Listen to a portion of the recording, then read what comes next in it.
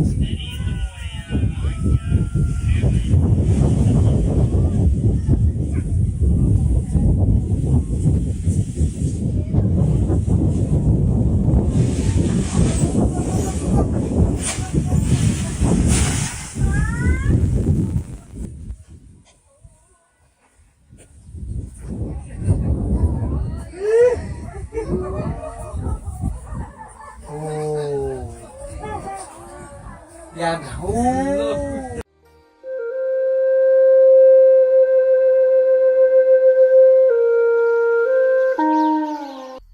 Chào các bạn, giới thiệu với các bạn đây là điểm nhảy dù mới ở một Căng Chải. Hôm nay chúng ta sẽ xem các thủ dù ở đây, nhảy dù thử ở đây các bạn nhé. Như các bạn nhìn thấy ở đây là những người dân háo hức, người ta đến đây để xem các dù thủ người ta nhảy dù điểm này các bạn nhé. Đấy rất là đông người.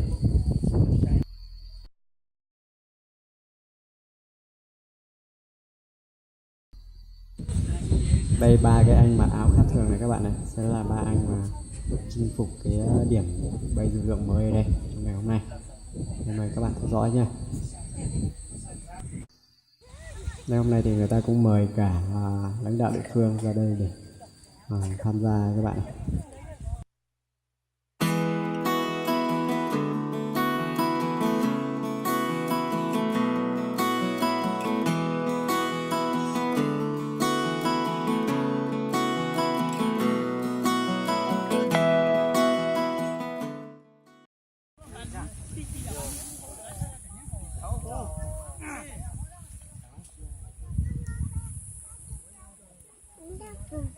Tao tốt là đúng.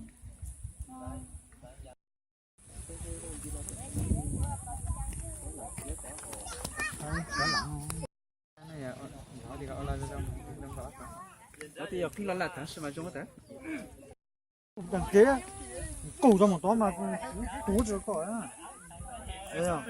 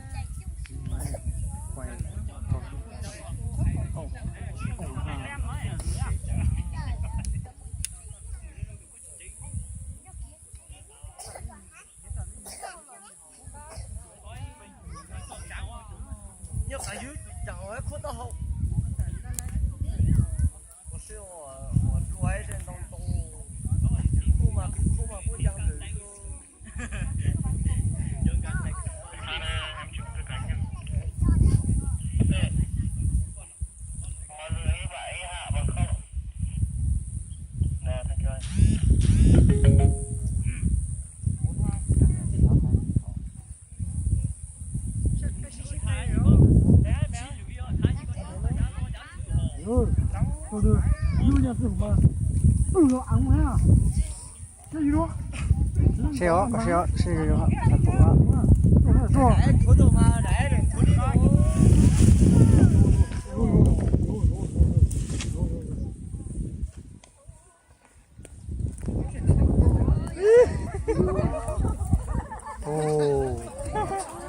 Dàn hú.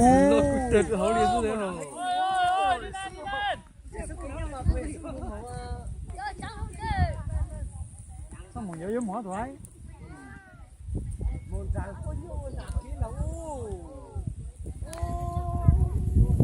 rồi lừa đi mời tao thôi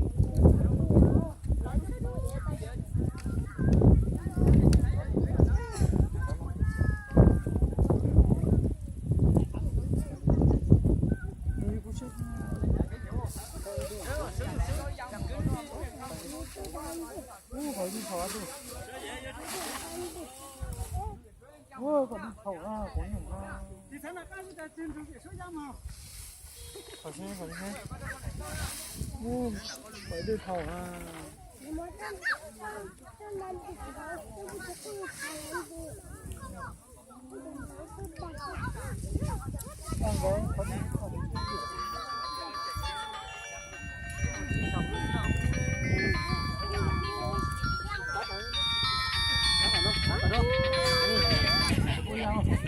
alo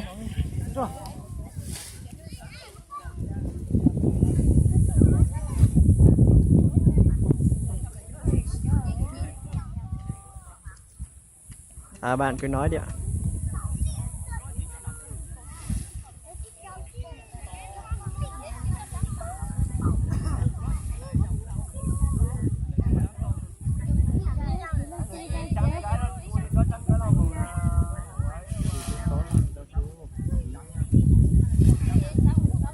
Mình đang đi làm rồi.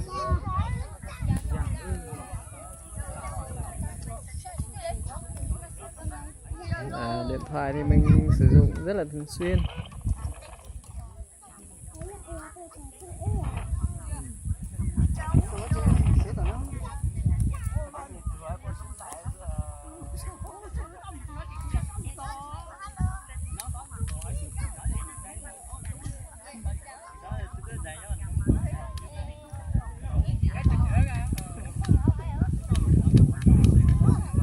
Hiện tại thì mình đang chưa có nhu cầu để học đâu bạn ạ. Tại vì mình không có thời gian đâu.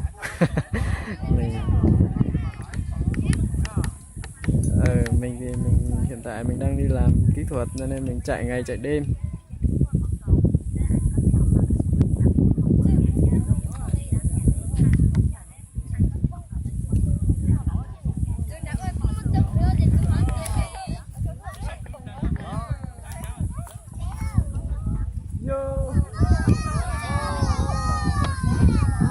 chơi nó tiểu rồi.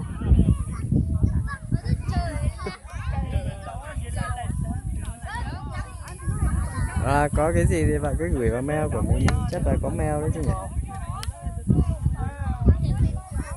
Hình như Bạn cứ gửi thông tin vào mail đi. Có lẽ là nếu mà điện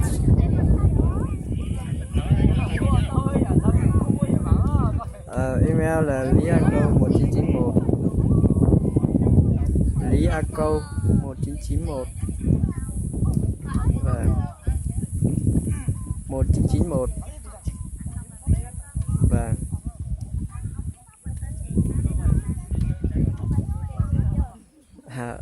bạn cứ gửi thông tin vào cái mail đó, mình sẽ check mail, mình sẽ xem. Mình tên là Câu, Lý A Câu ấy. Và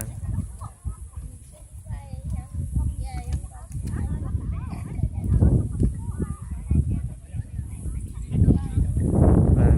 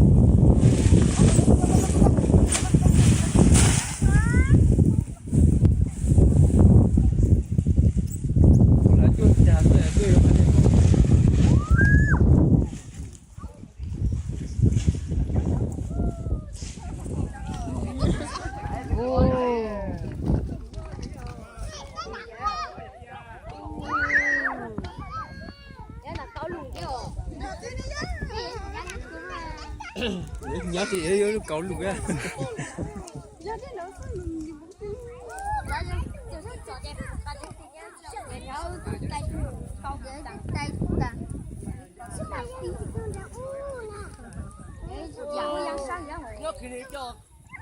哪个车你要搞个一堆样一下手？这个男整了哎，我了解吗？最少的，妈，哎，而且就这都是正贼，大好几个做的，那我们那个，那他要有点养卷张，但是说么的要知道的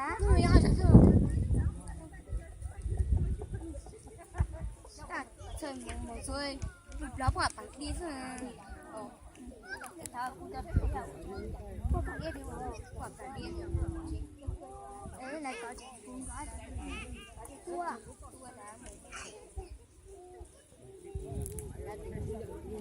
đi đến chưa